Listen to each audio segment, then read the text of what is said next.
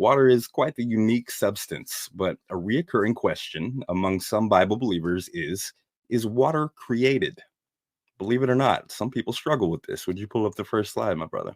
Did water somehow pre-exist creation? We have some people out here that believe that. We can see from these social media comments that there are a number of people who interpret Genesis 1 to be saying that the water wasn't made on day one. They think it was just already there.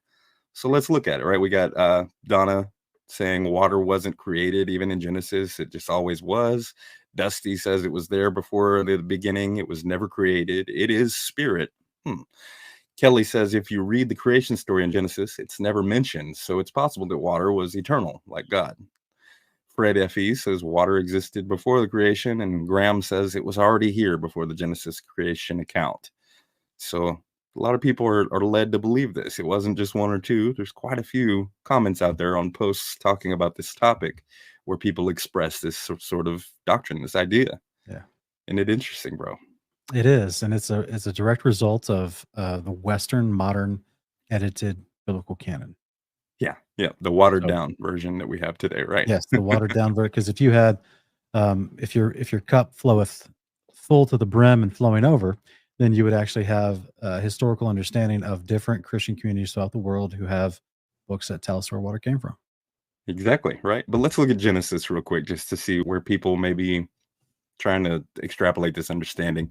Genesis 1 through 2. In the beginning. When? Before the beginning? No, it says in the beginning, right? God created the heavens and the earth. The earth was without form and void, and darkness was on the face of the deep, and the Spirit of God was hovering over the face of the waters.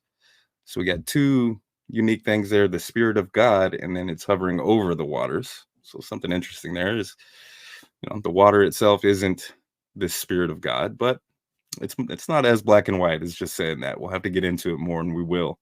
However, yeah, I think it's interesting. A lot of people try to place this creation of heavens and earth before the beginning, as if it wasn't on day one, meaning in the beginning, we would say is day one, as we've presented many times with many scriptures. But because this passage includes water as a part of what was inside of what was made, but doesn't specifically say God made the water as well as the heavens and the earth, then they think, oh, water must have already been there. Exactly. So when the Pharisees muddied the waters in excluding books from the commonly accepted canon, what we don't find is a direct statement in the creation account describing when God created water and that he even did. So it's a little understandable why some would only be left to speculate about it like that. So it's the same with many topics, which are unfortunately not crystal clear when we don't have all the pieces of the puzzle. So if we can, let's look at a book that has been included in other Christian canons of the Bible across the world and throughout time. The book of Jubilees, as we've said before, has been in the Ethiopian Orthodox canon for about 2,000 years, and it was the 6th most common book found in the Dead Sea Scrolls. Lo and behold, what does it say here, Sean? Yeah, it talks about the first day. This is chapter 2, 2, and 3. The first day he created the heavens which are above and the earth and the waters, and all the spirits which serve before him. That's all the angels. And of all the spirits of his creatures which are in the heavens and on the earth, he created the abysses, the darkness, the eventide, and the light, dawn and day, which he has prepared in the knowledge of his heart. And thereupon we saw his works and praised him, and lauded before him on account of all his works. For 7 great works did he create on the first day. That's right. Yeah, first day. So in the beginning, clearly day one, not before the beginning. And there it is specifically. He created heavens above the earth included in that, and the waters. So water was created. According to ancient Israelite scripture that just didn't make it in the modern cut that we have here in the West, did it? No. It's interesting the difference between the average Christian's mindset versus those in academia. Because those in academia know that there's different canons around the world, but they don't talk about it. They don't have the same fervor of segmentation like a lot of modern pastors and regular pew sitters, right? The average Christian, they don't have the depth of knowledge of the scholastic knowledge as far as where the Bible came from and how many versions of it exist in different Christian countries throughout the world.